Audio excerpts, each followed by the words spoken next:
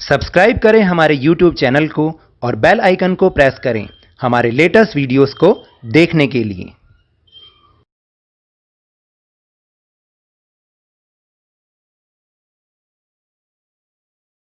Hello and welcome to Lavneesh Sir की class. This is Directorate of Education, GNCT of Delhi's worksheet number 8, and it is only for class 6 students.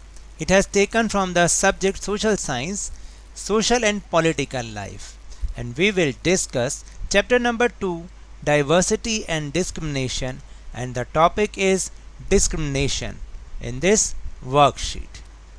तो आप बताइए, last worksheet में हमने जो stereotypes के बारे में जाना था कि कैसे स्टीरियोटाइप्स वो थिंकिंग होती है जो कि लोग अपने मन में किसी के लिए भी बना लेते हैं और फिर उसके बारे में वैसा ही सोचने लग जाते हैं, और एक्चुअल में रियलिटी में चाहे वो पर्सन वैसा हो या ना हो, लेकिन लोग जो हैं वो इस तरीके से उसके बारे में प्रेजुडिस कर लेते हैं, स्टीरियोटाइप्स अपने ओपिनियन बना लेते हैं।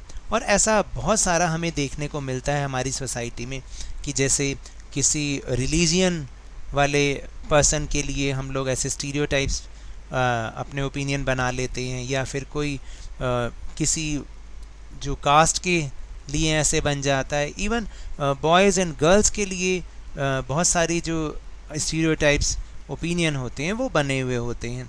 एक्चुअली लास्ट वर्कशीट में हमने इसी बात को डिस्कस भी किया था, लेकिन बहुत सारे बच्चों ने शिकायत की कि सर आपने गर्ल्स के बारे में ऐसे कैसे लिख दिया। तो वो मेरे विचार नहीं हैं, मेरे विचार तो आपने उसमें सुने ही नहीं, क्योंकि आप लोग क्या करते हैं, सिर्फ क्वेश्चन आंसर्स देखते हैं और कर लेते हैं, ये नहीं देखते कि मैंने उसको किस तरीके से समझाया है। आप ज़रा उसको जब ध्यान से समझिएगा तो आपको पता चलेगा कि मैं भी इस चीज़ के बहुत ज़्यादा अगेंस्ट हूँ कि हमें डिस्क्रिमिनेशन नहीं करना चाहिए, हमें स्टीरियोटाइप नहीं बनना चाहिए। तो इसी तरीके की जो वर्कशीट है वो आज की भी वर्कशीट है। Let's discuss topic discrimination. Discrimination happens when people act on their prejudice और stereotypes.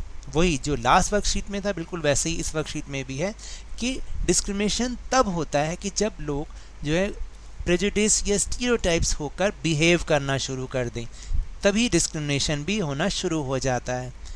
If you do something to put other people down, अगर आप किसी को नीचे दिखाने के लिए कुछ काम करते हैं।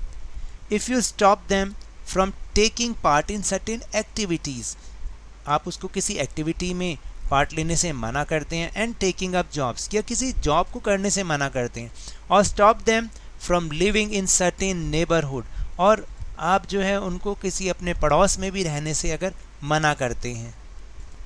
And prevent them from taking water from the same well और हैंड पम्प, और don't allow them to drink tea in the same cups और glasses as others, you are discriminating against them. तो आपने समझा कि किस तरह से अगर आप किसी को उसी वेल में से, उसी कुएं में से पानी लेने से रोक देते हैं, या हैंडपम्प से पानी लेने के लिए रोक देते हैं किसी व्यक्ति को, या किसी को आप अलाउ नहीं करते कि उसी सेम कप या ग्लास में वाटर पिए जिसमें कि दूसरे पी रहे हैं, तो ये आप क्या कर रहे हैं, ये आप डिस्क्रिमिनेटिंग कर रहे हैं।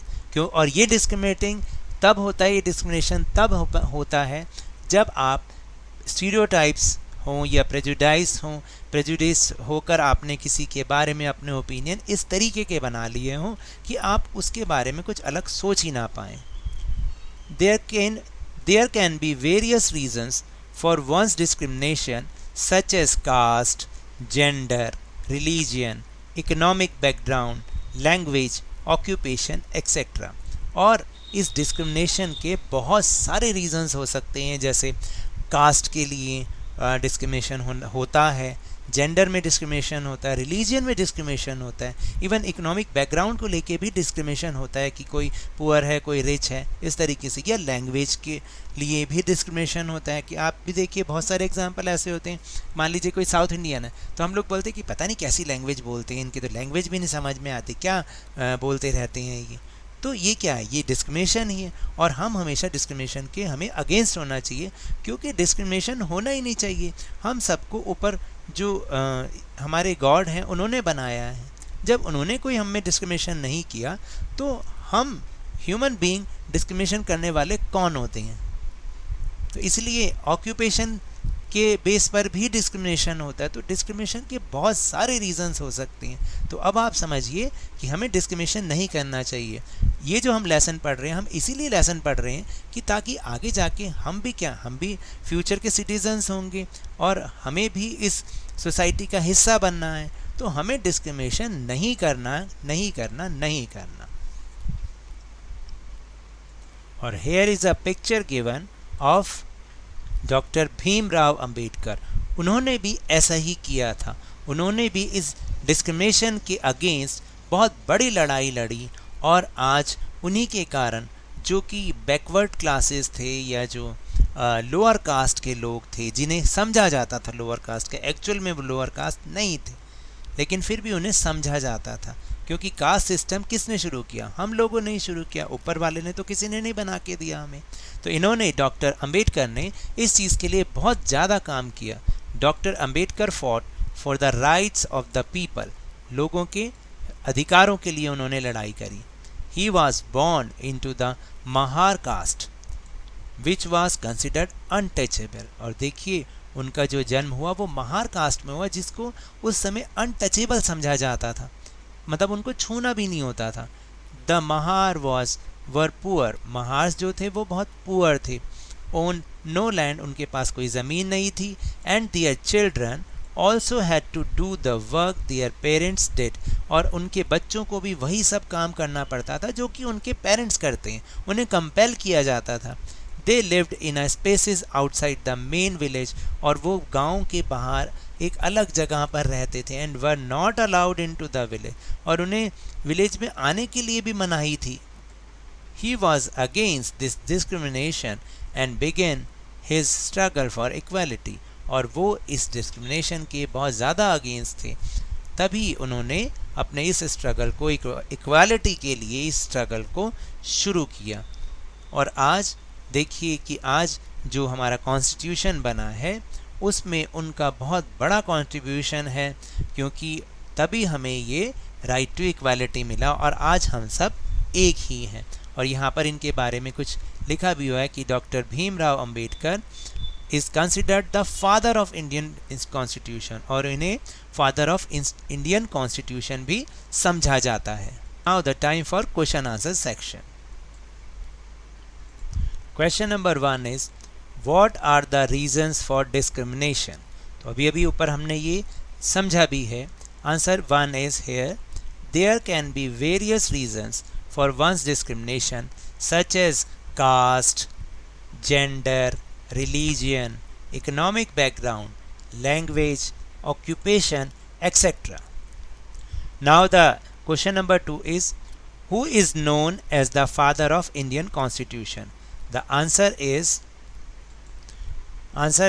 Dr. Bhimrao Ambedkar. And the third question is, question number 3, what type of discrimination do you see around yourself? Explain.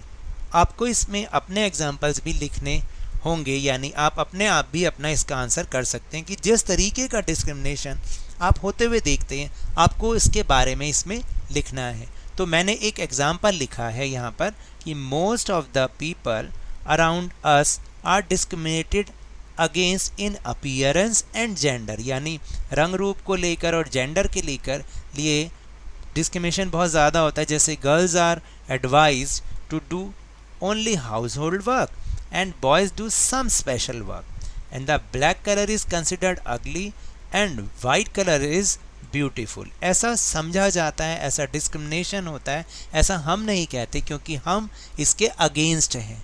ऐसा कभी नहीं होना चाहिए कि ये डिस्क्रिमिनेशन हो। तो now that's all for this worksheet. अगर मेरे इस तरह समझाने से आपको थोड़ा सा भी समझ में आया हो तो इस चैनल को ज़्यादा से ज़्यादा सब्सक्राइब कीजिए, लाइक कीजिए और बहुत ज़्यादा शेयर कीजिए। और हाँ, मेरे साथ इसी तरह वर्कशीट को समझते रहिए, लेकिन ध्यान और मन लगाकर ज़रूर पढ़ते रहिए। And if you save from covid, wash your hands with soap and water regularly. Thank you very much.